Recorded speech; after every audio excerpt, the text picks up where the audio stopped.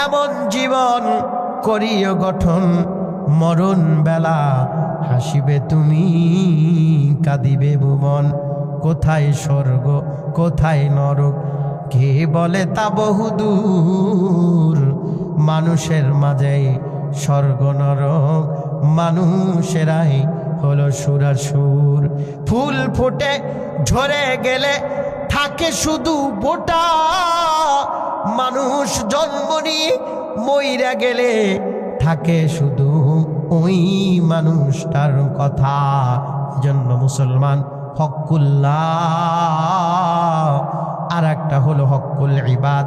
আল্লাহর ইবাদতের পরে বান্দার সাথে ভালো হক আদায় করা।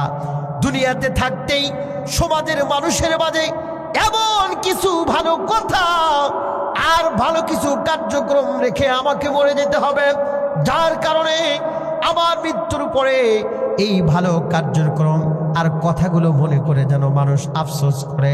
নবীজি বলেন, এই সমাজের একজন মানুষ মইরা গেলে 40 জন মানুষ যদি আফসোস করে লোকটা ভালো ছিল ভালো ছিল, আল্লাহ পাক রব্বুল আলামিন ওই সমাজের 40 জন মানুষের আফসোসের উপর মেসেজ করে বান্দার জিন্দেগির সব গুনাহগুলো মাফ কইরা জান্নাতের মালিক বানায়া দেয়। আল্লাহু আকবার জোরে বলেন।